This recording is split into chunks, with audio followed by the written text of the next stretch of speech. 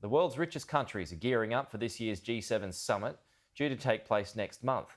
The nation's foreign ministers have gathered in London to begin talks on a range of issues, including climate change and human rights. Just like the old days, give or take the masks and elbow bumps, face-to-face diplomacy is back. London's Lancaster House making history, hosting the first in-person ministerial meeting since the COVID pandemic began. They stood for a surreal family photo, like sentinels guarding the world order. So much has changed since they last met.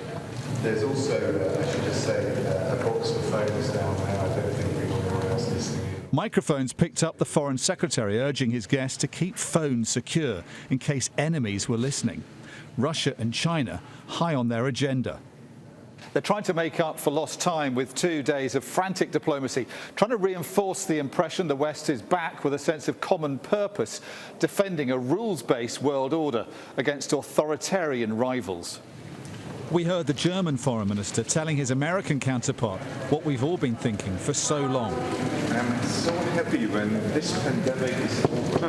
This is really terrible.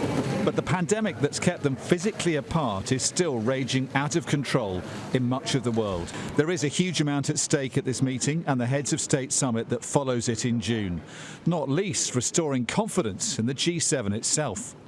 They'll be hoping for slicker diplomacy than this awkward exchange later in the day between the Prime Minister and America's Secretary of State at Downing Street.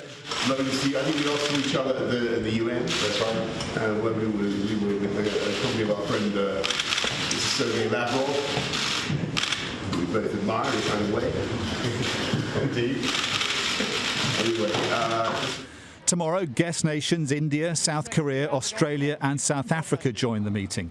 Democratic allies bolstering the G7 as it tries to restore its influence and power in these challenging times. Dominic Waghorn, Sky News,